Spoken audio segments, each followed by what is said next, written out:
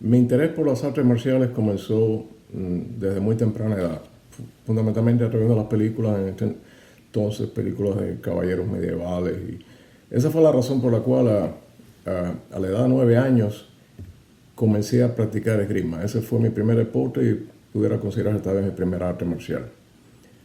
Estuve un tiempo en la esgrima hasta que luego empezaron ya las películas de artes marciales orientales. Primeramente fueron las películas de samuráis y luego las películas de Bruce Lee, que creo motivaron a muchas personas también. En ese entonces, estamos hablando principios de los años 70, la práctica de artes marciales en mi país, en Cuba, estaba limitada solamente a miembros de la inteligencia militar, etcétera, militares. En fin, civiles no teníamos acceso a las artes marciales en ese entonces. De esa razón, yo y un grupo de mis amigos decidimos comenzar a aprender karate por libro. No había muchos libros tampoco. Teníamos un libro. Era de karate Shotokan, a propósito.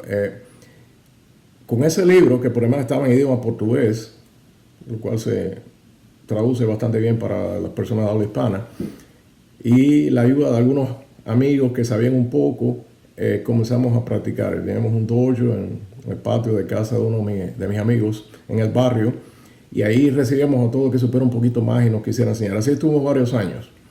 Ya a mediados de los 70 se empieza a flexibilizar un poco y empiezan a dar entrada a civiles, todavía con algunas limitaciones, había que reunir ciertos requisitos, pero empiezan algunos dojos que ya operaban a través de toda la ciudad. Y empiezo yo, pero no me fue fácil, tampoco conseguí. Definitivamente me tuvo que ir muy lejos de mi casa, en el barrio de La Lisa, con un maestro que se llamó Ramón Rodríguez, creo que ya falleció. Con Ramón estuve un tiempo, un muy buen maestro, pero luego decidió abandonar el país, las clases quedaron un poco en el aire, y entonces ahí fue donde fui al antiguo Vicente Ponce Carrasco, centro deportivo en Centro Habana, donde estaba un maestro, un gran maestro, Rolando Leiva, retirado ya hace muchos años, pero Leiva, uno de los mejores instructores en ese entonces. Gracias a la ayuda de otro amigo, también instructor, Lázaro Sardiñas, que todavía está activo en Cuba, en el karate Shotokan en este caso. Entonces Lázaro me hizo la recomendación con Leiva. Leiva, por supuesto, me dio la entrada allí. A poco tiempo de eso, unos meses después, vino el maestro Raúl Rizo, recién llegado de Angola, en ese entonces, estamos hablando final de los años 70, y hizo unos exámenes ahí en el mismo Ponce Carrasco. En ese examen ahí adquirí mi cinta verde. Ya eso me dio la oportunidad de comenzar a asistir a las clases en la Escuela Nacional de Karate, en Prado y Neptuno, que es donde radicaba la Escuela Nacional. Ahí los martes y jueves, los cintas verdes y marrones, estábamos supuestos a asistir a clases. Ahí comencé. Así me mantuve varios años hasta que luego llegó ya el taekwondo a Cuba, al cual yo siempre he estado interesado, y tuve la oportunidad de comenzar a practicar el taekwondo.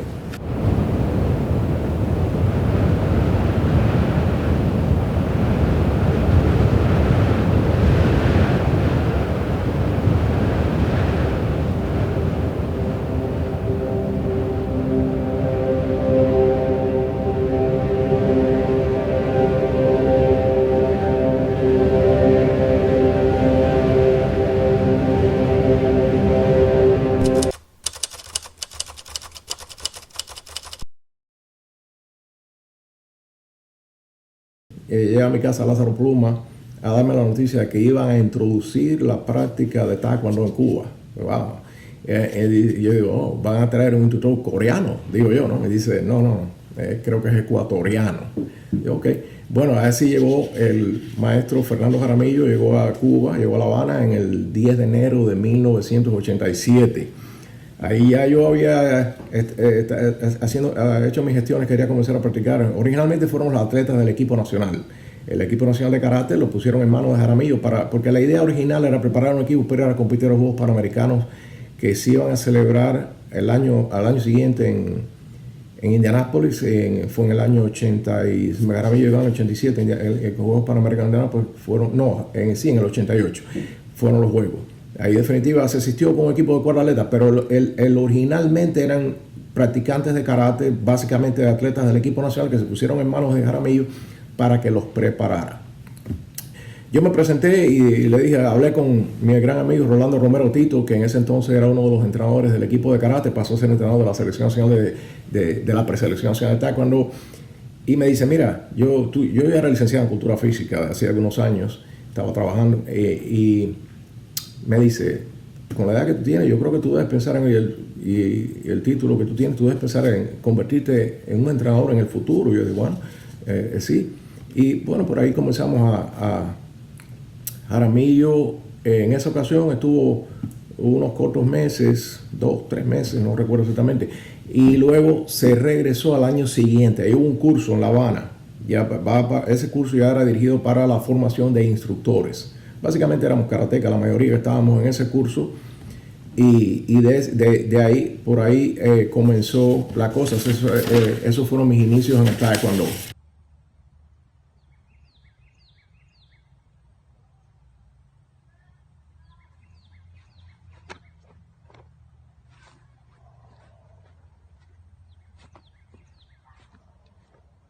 Wait!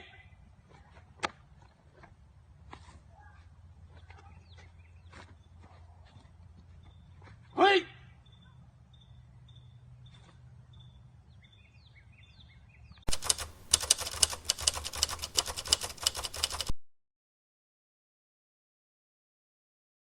Bueno, yo comencé enseñando artes marciales desde que era un estudiante. Cuando era estudiante de mi maestro Rolando Leiva, originalmente él me dio la responsabilidad fue exactamente en el año 80, si me no recuerdo, de una escuela. Estuvo enseñando un tiempo, después la escuela nuestra pasó a la escuela Mártires Internacionalista, el maestro José Rodríguez García, que era maestro quinto dan en ese entonces, recién llegado de Japón. Había creado un número de escuelas, entre ellas una escuela en El Vedado, en lo que era el antiguo Camilo Cienfuegos, un centro deportivo Camilo Cienfuegos. Ahí estuve también ayudando con las clases. Habían varias clases, yo tuve a mi cargo también algunos de los clases principiantes. Ahí. Entonces fueron mis inicios como instructor, pero todavía no nada profesional. Después ya yo estoy graduado de la licenciatura en cultura física, empecé a trabajar como profesor. Trabajaba en el Instituto Europeo, en el Instituto del Vedado, preuniversitario del Vedado, ahí en el Saúl Delgado. Ahí comencé a enseñar una clase voluntariamente con los propios estudiantes en el Parque Martí. Algunos de esos estudiantes luego continuaron conmigo cuando empezaron el taekwondo, ya después del curso de Jaramillo, exactamente en el año 88 fue, en el año 88, ahí mismo, en ese mismo lugar incluso, comencé a enseñar taekwondo.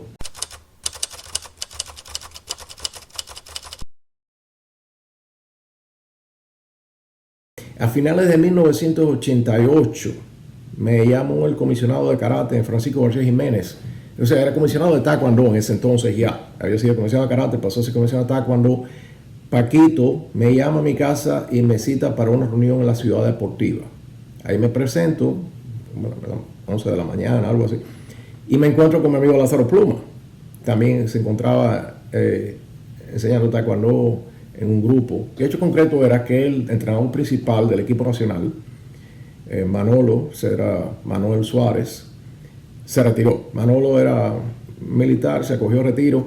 En definitiva, entonces Tito, o sea, Rolando Romero, que era el entrenador principal, Romero Tito pasó a ser entrenador jefe y nos llamaron a mí, a Pluma, para trabajar en la preselección nacional. Se integró en ese entonces una preselección nacional de 24 atletas, o sea, eran 3 por categoría, o sea, cada entrenador teníamos 8 a nuestro cargo.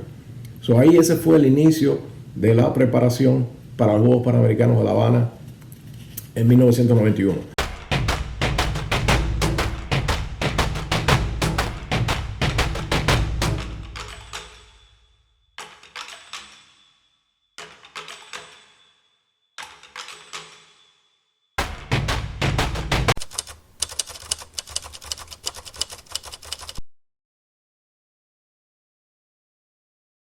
Bueno, los entrenamientos del equipo nacional eran diarios y se entrenaba varias sesiones al día.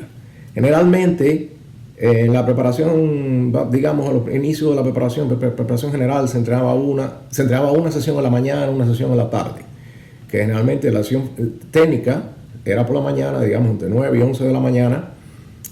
La sesión, la preparación física se hacía por las tardes, ya después que los atletas almorzaban, descansaban, dormían una siesta.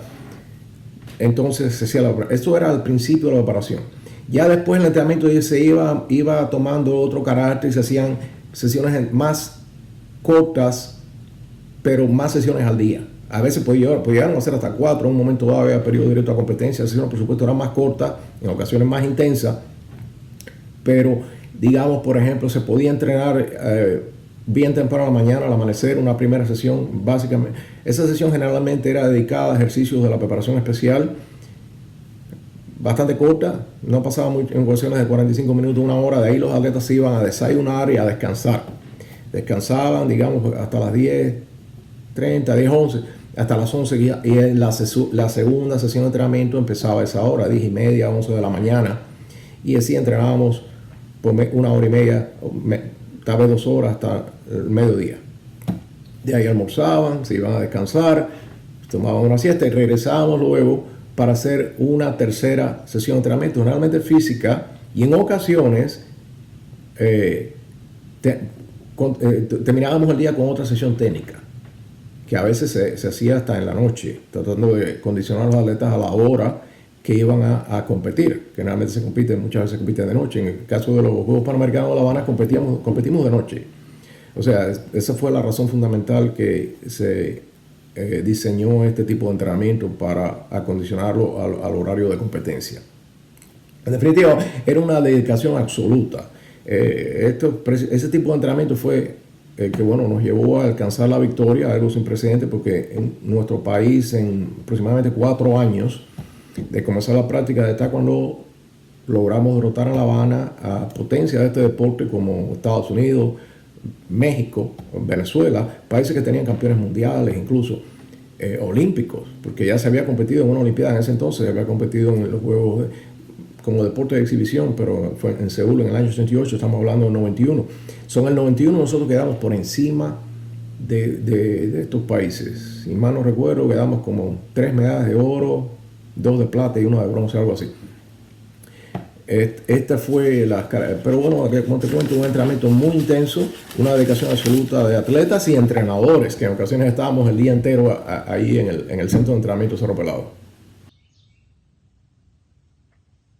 Fight!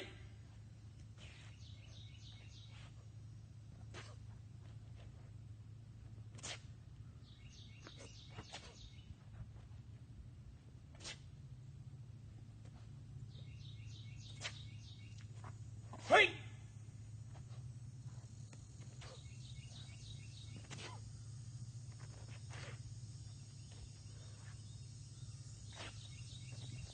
Fight! Fight!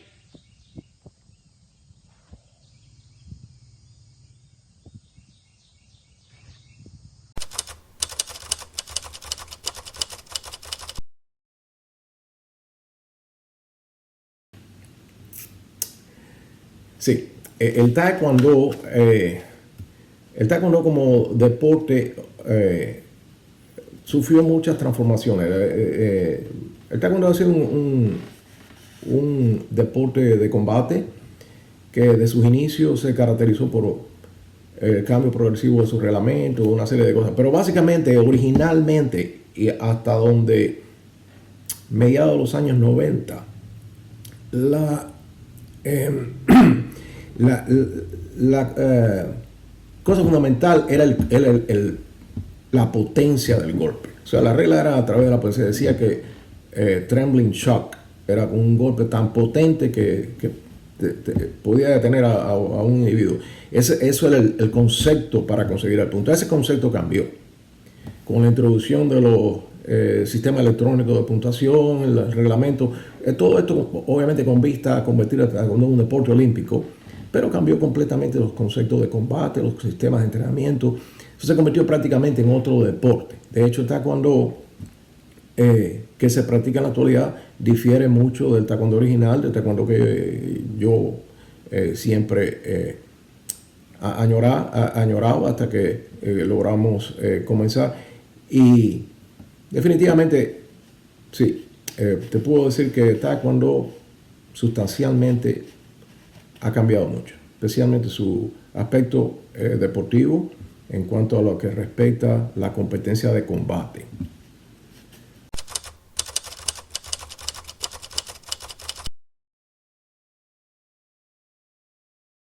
Sí, yo tuve una experiencia, yo tuve la oportunidad de ser uno de los primeros árbitros internacionales en Cuba, formados por la WTF, la World Taekwondo Federation. Fuimos 4 en total. En los Juegos de La Habana, en 1991, 4 compañeros, incluyéndome yo, fuimos los primeros árbitros formados en el seminario que se impartió en el marco de esos Juegos en agosto de 1991 en La Habana. Pero por distintas razones, de responsabilidades, etcétera, y de otros compañeros también, de árbitros como yo, que fueron a desempeñar otras responsabilidades incluso fuera del país. Yo fui el que más oportunidades tuve de trabajar como tal, como árbitro en competencias internacionales.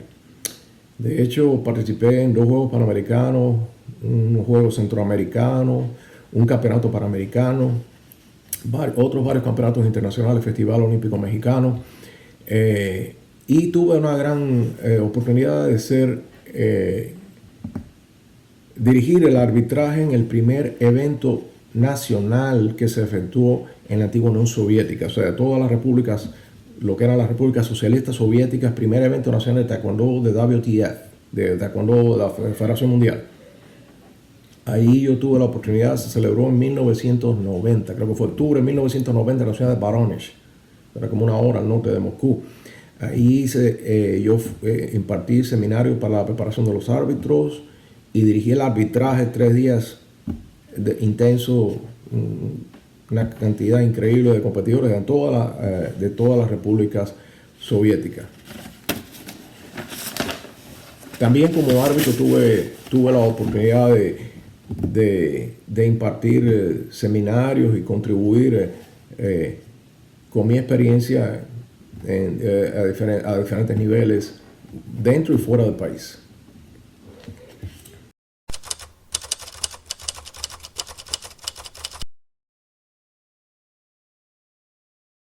De las formas, es el elemento más importante probablemente de las artes marciales orientales, todo lo que está cuando Kung Fu, Karate. La forma es el elemento básico, básicamente es la esencia de estas artes marciales. ¿Por qué? Porque las formas contienen precisamente esa esencia. Las formas contienen la fundación y la razón de ser de estos sistemas y además han constituido hasta hoy día el principal medio de transmisión de ese conocimiento. O sea, hay que verlo así. Hoy día vemos la forma más como un ejercicio en ocasiones o como un evento competitivo, pero las formas, sobre todo en su objetivo original, es la transmisión de conocimiento, la transmisión de técnicas y tácticas de combate para la defensa personal o para el combate real. Esa es la función de la forma. Desde el punto de vista como ejercicio, independientemente de todos estos valores, ya como ejercicio, el ejercicio de las formas, considero, no se compara a ninguno. O sea, no hay ningún ejercicio que sea más beneficioso para la salud física y mental del individuo que la forma. Les voy a explicar por qué.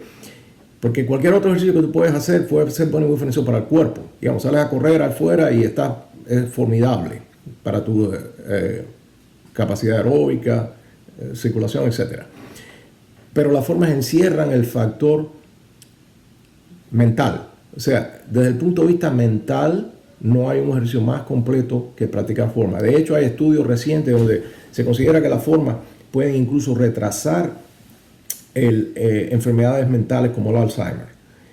Esa es la razón por la cual considero que las personas, artistas marciales pasados cierta edad, tienen que enfocar su atención más en la forma. Yo particularmente me he convertido en un aficionado a las formas, digamos, en los últimos 10 años de mi vida. Originalmente, mi interés fundamental era el combate. La forma me parecía aburrido.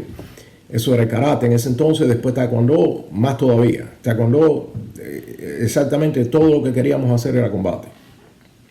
Después con el tiempo me incliné más a la defensa personal, los sistemas de defensa personal, de jiu-jitsu, que para mí me ha servido también como complemento de todo esto.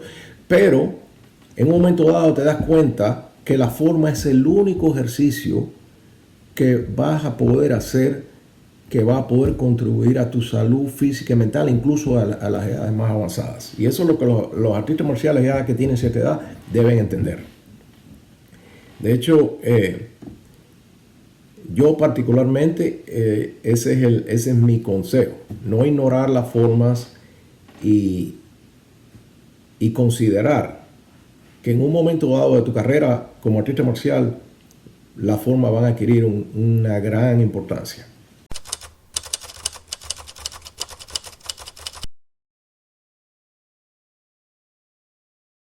Sí, yo creo que podemos practicar taekwondo a cualquier edad. Por supuesto, la edad que yo tengo ya hago combate muy poco y definitivamente no combate competitivo. O sea, llega un momento que tú no vas a poder realizar mucho combate, quizás puedas poder hacer un ejercicio, pero la forma poco a poco van a ser el único elemento que tú vas a poder practicar incluso a las edades más avanzadas. Esa es la gran importancia de este ejercicio. Por ejemplo, el gran maestro Kintsugi tiene 83 años.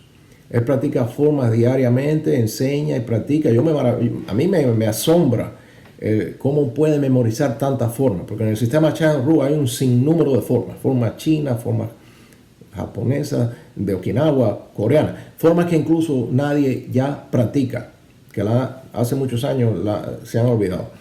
Pero el gran maestro Kintsugi nunca la dejó de practicar.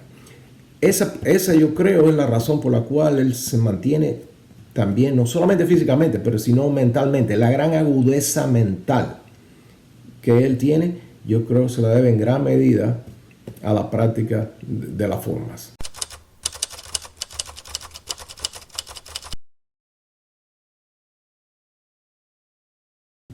Sí, definitivamente he tenido una gran oportunidad de aprender otras artes marciales. Cuando vine de Cuba a practicar algo de judo, o cuando estaba estudiando inglés para sacar mi licencia como profesor,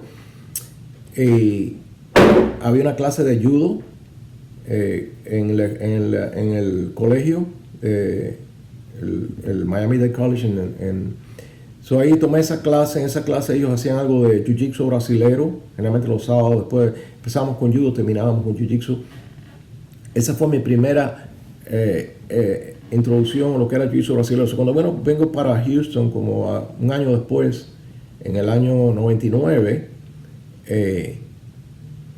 empecé a buscar dónde, y en la Universidad de Houston había un instructor brasilero que enseñaba judo. Él había sido un atleta olímpico también en judo, pero enseñaba jiu-jitsu brasileño. O sea, el mismo sistema, o sea, hacíamos judo y luego terminábamos con el jiu-jitsu brasileño. Generalmente eran los sábados, los fines de semana, domingos, y estábamos haciendo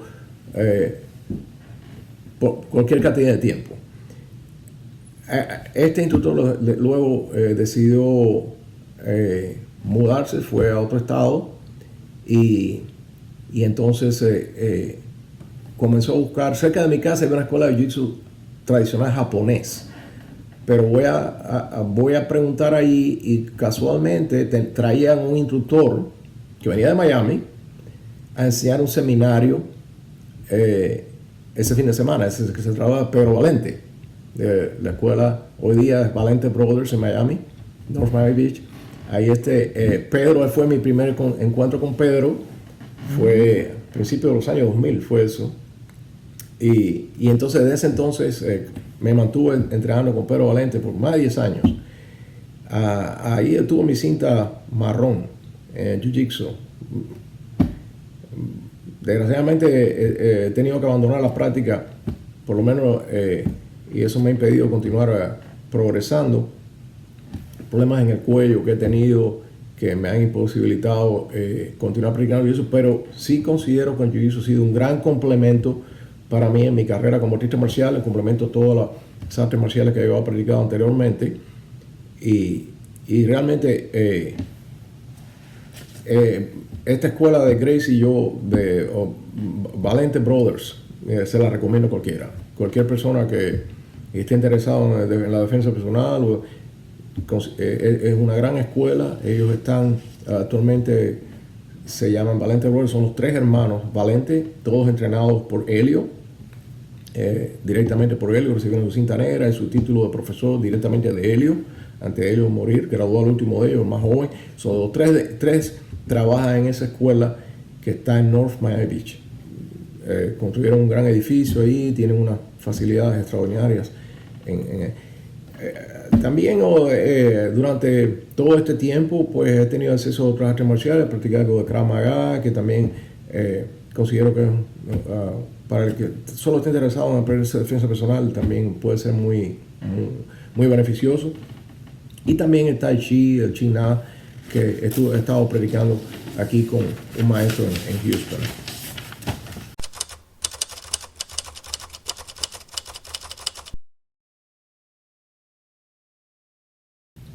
Sí, definitivamente. He tenido la oportunidad de practicar con grandes maestros, asistir a seminarios con grandes personalidades de las artes marciales. Bueno, en primer lugar, mi antiguo jefe, el gran Chuck Norris, que todos conocen, que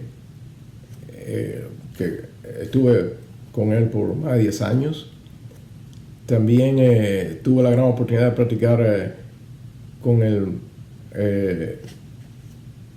gran exponente del jiu-jitsu brasilero de la familia Gracie, Royce Gracie, que fue el primer campeón de UFC, toda una leyenda en las artes marciales también. Para muchos cambió el paradigma de las artes marciales después de incluso para mí, porque empezamos a ver otro aspecto hasta ese entonces que no estábamos, digamos, prestándole demasiada atención.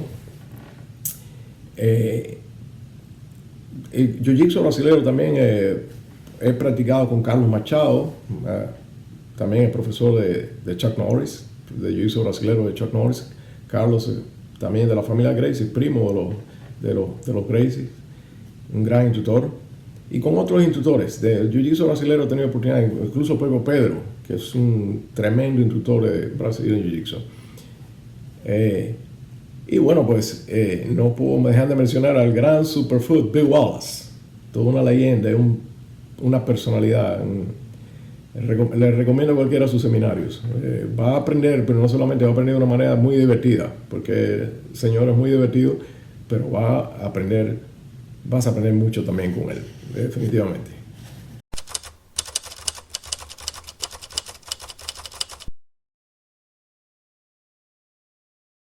Chan Ryu. Bueno, Chan Ryu para mí ha sido la sintetización de toda mi experiencia marcial. Hay que entender, primeramente, el gran maestro Kim Soo, él practicó prácticamente todo lo que se practicaba en Corea en ese entonces, después de la Segunda Guerra Mundial. Él practicó el karate, que llamaban Kwon Bop, pero no era otra cosa de karate de Okinawa. La escuela de él se practicaba también el Chon Fa. Era la única escuela que combinaba la práctica de karate con el Chon Fa. Era la escuela Shamu Kwan, que funcionó originalmente en la YMCA. Esa es una historia muy importante que se conozca en Corea. Después el gran maestro Kim Soo, él aprendió judo, aprendió hapkido. En ocasiones él entrenó con muchos de los fundadores de estos sistemas en Corea. Aprendió conceptos también sobre el kendo, la esgrima japonesa, o sea, el arte marcial de la espada japonesa. En fin, él acumuló una gran cantidad de conocimientos. Luego se vino a la América y entendió que había algo que no andaba bien en su entrenamiento, porque tenía 30 años y ya empezaba a tener una serie de dolencias físicas, y es ahí donde él decide que él tenía que hacer un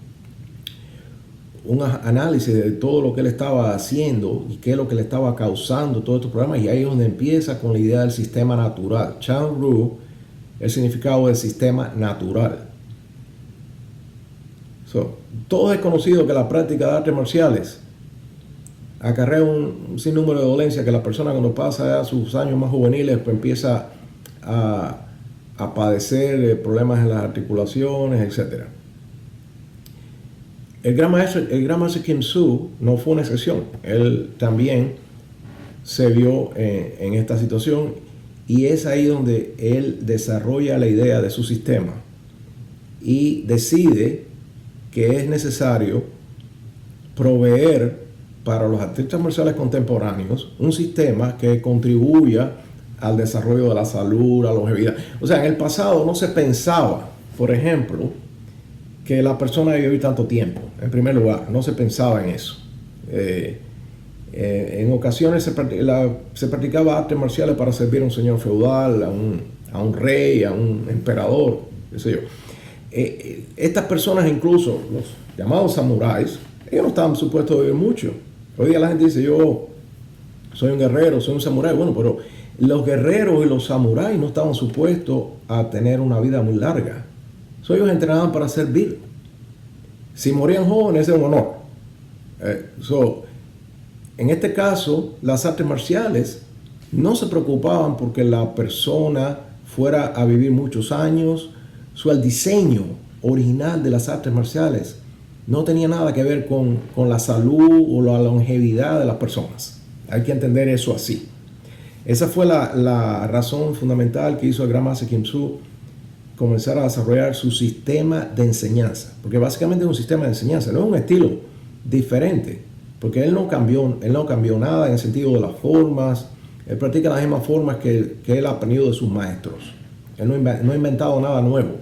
Lo que él ha modificado es el sistema de entrenamiento, que es basado en los movimientos naturales del cuerpo, como puede ser correr, caminar, básicamente la biomecánica natural del cuerpo humano, que es la que en ocasiones estamos violentando y estamos forzando y estamos haciendo movimientos que pretendemos que son movimientos basados en animales, por ejemplo.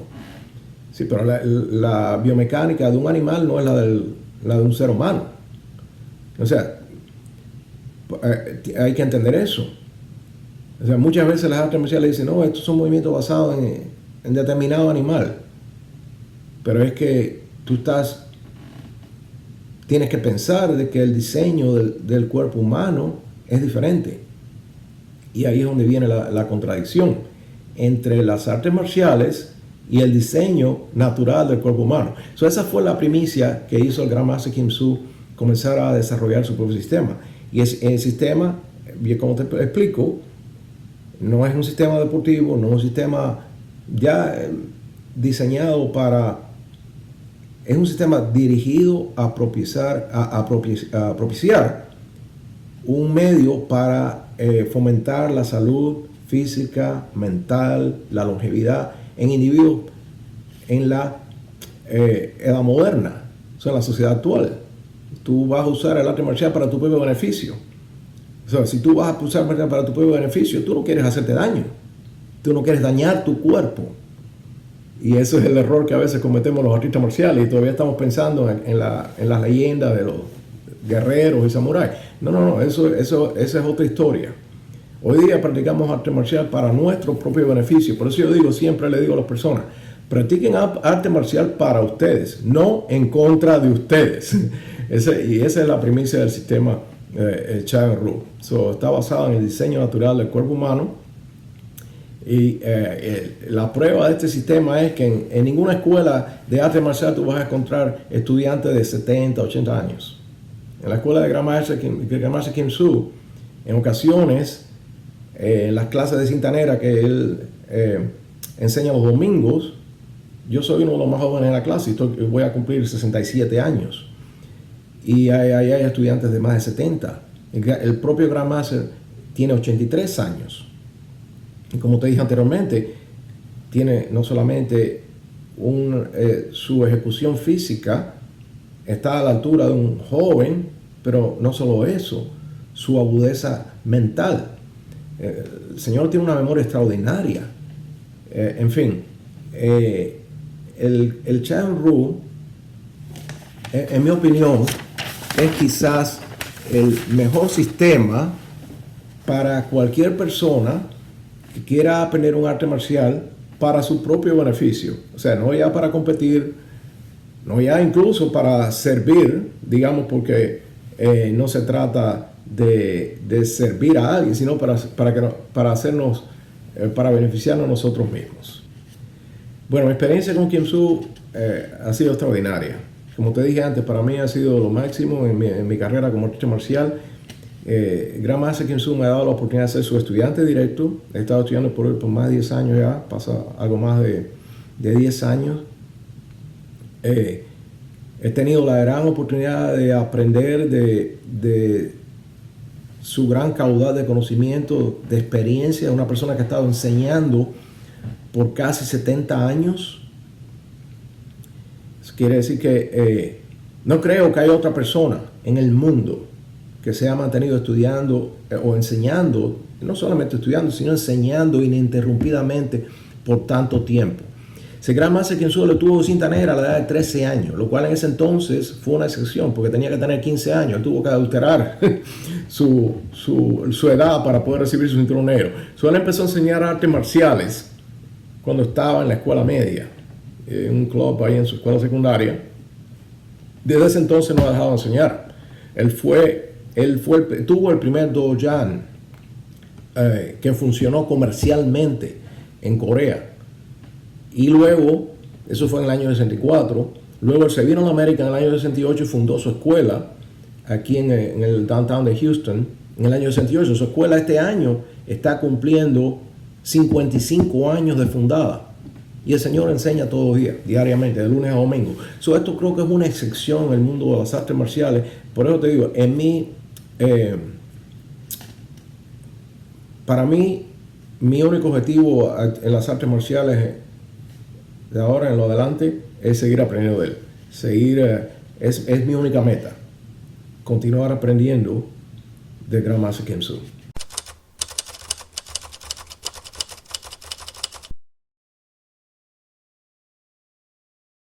El año pasado, 3 cubanos tuvimos el honor de ser exaltados al Salón Mundial de la Fama de Taekwondo. Mis compañeros Rolando Romero Tito, Roberto Cárdenas y un servidor, Robertico, como le llamamos. Él está residiendo en Perú, no tuvo oportunidad de asistir a la ceremonia en New York, pero recibió fue citado allí y recibió sus credenciales como miembro del Hall de la Fama. Tanto Roberto como Tito, como yo, todos fundadores. Mi amigo Tito, fundador del equipo nacional como entrenador. Fue el entrenador que estuvo al frente del colectivo de entrenadores que tuvieron la escuela de preparación para el equipo que nos representó, y tuvimos el primer lugar en los Juegos Panamericanos de La Habana en el año 1991. Robertico, también de los primeros cintas negras, referee internacional, entrenador de la Selección Nacional de Mujeres, un entrenador que ha hecho una carrera extraordinariamente meritoria en el taekwondo a nivel mundial, con medallistas mundiales, olímpicos, y un servidor. Nosotros, tengo que decir que el sentimiento fue que estábamos ahí representando a esa primera generación de cubanos, de instructores, practicantes, de árbitros, entrenadores en general, que tuvieron el privilegio y también la misión de crear las bases de lo que fue, de lo que es el taekwondo en nuestro país, y nos sentimos de esa manera. Hay un sinnúmero de compañeros que creo que también merecen ese homenaje, y en su momento quizás también lo van a poder recibir. Y en especial alguien que estuvo en el corazón nuestro ahí durante la ceremonia, y que si no deja de estar nunca, es nuestro querido, desaparecido ya, inolvidable compañero Paquito, Francisco García Jiménez, que fue el primer comisionado nacional, primer presidente de la Federación Cubana de Taekwondo, que trabajó incansablemente para conseguir que el taekwondo se consolidara como un deporte en nuestro país. Definitivamente ese fue el sentimiento, y espero que mis hermanos, todos mis hermanos cubanos, reciban esto como de ellos también. no algo como individual en lo particular, sino algo que es un homenaje al taekwondo cubano, especialmente a esa primera generación.